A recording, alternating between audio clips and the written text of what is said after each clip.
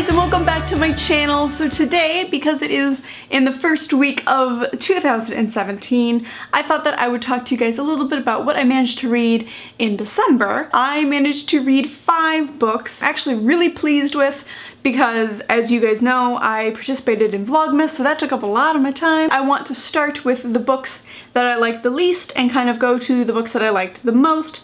I think I did that last month. That's kind of how I want to start doing all of my wrap-ups. The book I liked the least this month was still a 3-star book. It was still a solid read, and that was Food, A Love Story by Jim Gaffigan. Now, if you don't know who Jim Gaffigan is, he's a stand-up comic, and I have always really liked his stand-up comedy, and I've been wanting to pick up one of his books for a while. Part of the reason why I liked it as much as I did was we had the audiobook and we listened to him actually narrate his book, which I think is almost a necessity with a comic book, is to have the actual comedian read their own book. There were a couple places that Drew and I just thought were so funny. We were listening to it together in the car. There's a part about him seeing a guy drinking gravy, and then there's a part about him talking about oysters, which he hates because he calls them snot rocks.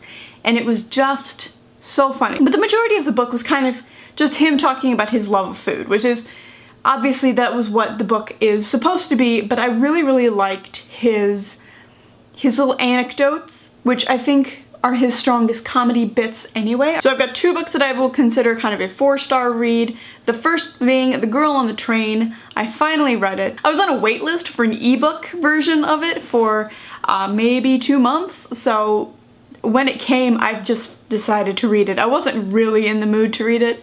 I just had a passing curiosity one afternoon to see what kind of the hype was all about, so I thought I would put a request in for it. Flash forward 2 months later, just in morning in December, the book arrived for me, so I decided that I should probably read it because I'll probably never get on that waiting list again. This one's kind of hard because this is kind of a mixture between a 3 and a 4-star book for me, so probably like a 3.5 star if you were gonna get picky. I have a really hard time with star ratings on books anyway, but that's like an entire another video. So anyway, so I really enjoyed parts of the story. I really enjoyed the characters. I think the use of an unreliable narrator was extremely effective.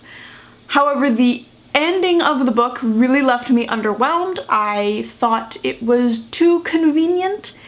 I think there was a lot more that they could have done with how it ended. I think there was more that they could have brought in. There could have maybe been a few more clues along the way for not even as like the narrator saying something, but just things that the reader could pick up on as opposed to being told what was going on. I'm glad I read it. I'm glad I read it. And like I said, the use of the unreliable narrator was very good. The next one is a really solid 4 stars, and that is His Bloody Project by Graham McCrae Burnett. I thoroughly enjoyed most aspects of it. This is obviously a historical fiction book that was set in 1869 in Scotland. It's broken up into about like 5 parts. I know I said before that it's broken into like 3, but there's really kind of 5. So the first bit is kind of a preface and statements from these people from this village. The next part is kind of the bulk of the novel, which is the account of Roderick McCrae, which is the accused.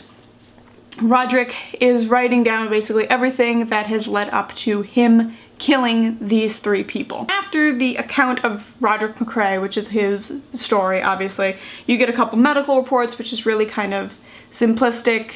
Obviously, this was written in the style of what would be happening in 1869, so it is not like a modern day forensic report, so you don't get as much detail as you would into like a today's crime thriller. Finally, the last larger section, this hunk here, is the trial. The trial section I think was my favorite part. You are reading somebody's account. You are reading like a reporter's account of the trial. You are no longer in the head of Roderick McCrae, which I thought was a really interesting way to write the story, because you flip perspectives on this case all the time. You're flipping from either the people who saw him come out and confess, or you're seeing it from Roderick's point of view, and then you're going to see it from this doctor's point of view, and then you see it from the basically the public's view. I really enjoyed this.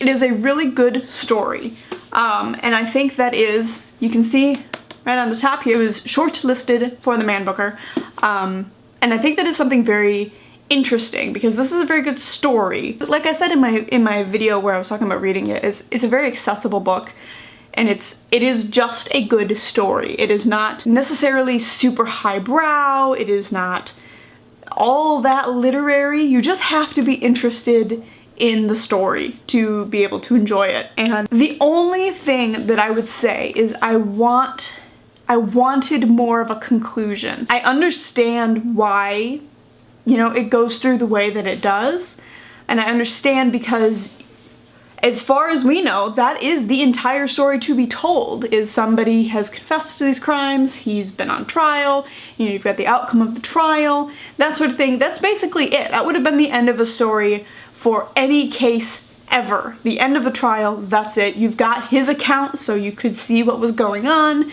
I mean, that's basically, that is a complete story. But for me as a reader, I could tell that there was something else. There was something else going on, and you're not entirely brought into it. There's something there, and I don't know if that's just a failing as me as a reader, like maybe I didn't catch on to something as like I should have. There was something else going on. There was someone else here or doing something, and I can't quite put my finger on what it was. So that's his bloody project. Like I said, the only reason it didn't get the 5 out of 5 stars for me is, for one, the middle section for Roderick I thought went on just a little bit too long, and there was a couple things that I thought were not necessary to the overall story. And then that last little bit about, I want just to know what that extra little bit was, what that nagging in the back of my mind. I felt like there was something else to be revealed that never got revealed. So that's the only thing that kept this from being a 5-star book for me. If you have read it, please tell me your thoughts down below, because I would really like to discuss this with somebody, and I don't know anybody else that's read it. So if you are going to read it, or you have read it, please let me know what your thoughts were. So now I've got actually 2 books that I considered 5-star reads. The first being Alive, Alive, Oh by Diana Athill. This was just a nice read. I just really enjoyed her stories. There was a sense of you're kind of witnessing her life, and I think that is a really cool thing to do. That was part of the reason why I gave it 5 stars, is because I just like the idea of keeping record of people's lives. Another thing is her stories are great. She's obviously a very good writer, and she has some really interesting things to tell us about her life. And one of my favorites was a middle story about her getting pregnant for the 2nd time and what happens. And I don't want to say anything about what happens because I think it's very, I don't know, I don't want to say anything about that story. I don't want to explain to you why it was so interesting to me, because I want you, if you read these, I want you to be able to have the same experience I did. So that story was probably the standout story to me. The other stories that I really liked all of them. It's kind of broken up into sections. Her very young life at her grandfather's house, and it continues on through her kind of young adulthood, and then into when she decides to go into this retirement home, why she decides it, and how the people in her life were really supportive and encouraging and probably were the only reason that she was able to do it. I am going to be picking up more of her books because I do think she's just a great writer, and I really enjoyed her stories. Finally, the book that I would consider to be like my most successful read was The Miniaturist by Jessie Burton.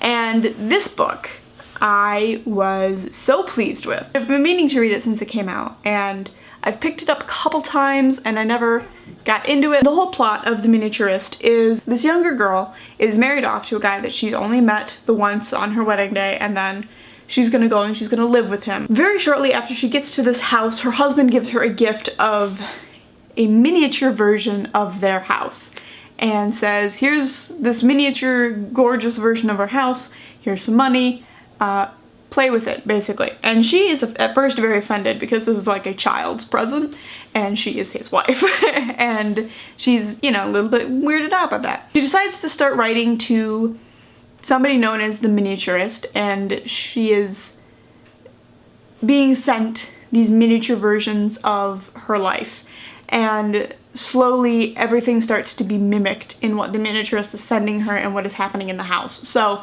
that like plot in of itself was very, very interesting to me. Like, I love that sort of kind of creepy, ooh, what's going on sort of vibe that it was giving me. And I haven't read too many books this year that are very just story based, and this one definitely was. It was very intricate.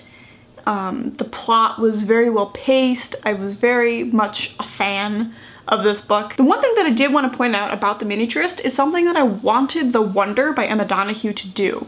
So in The Miniaturist, you are not sure, you are never sure if this lady is reading into something or if some sort of magicalness was happening. You're never, there's like a really good balance. Like, you're not sure if it's being magical, like is this person actually like able to see the future and see what's going on, or am I just going kind of crazy and seeing this for myself? And that is something that I wanted The Wonder to have so badly. After I reviewed The Wonder on the blog and everything, I thought maybe I was being too picky. Like, I thought maybe what I was looking for in that book didn't actually exist. Maybe it wasn't doable. And after reading the miniature, it really is very doable. But it is an achievable thing to mix magical realism in with you know, normal, grounded, everyday life. Now, unfortunately, this video has gotten very long, so we are not going to talk about my 2017 goals. I will save that for another video next week. So this is just going to be my wrap-up. So I hope you guys enjoyed my little return from Vlogmas. Hope you guys are having a great week. If you have read any of these books or are interested in any of these books, let me know down below, and I'll talk to you very soon. Bye!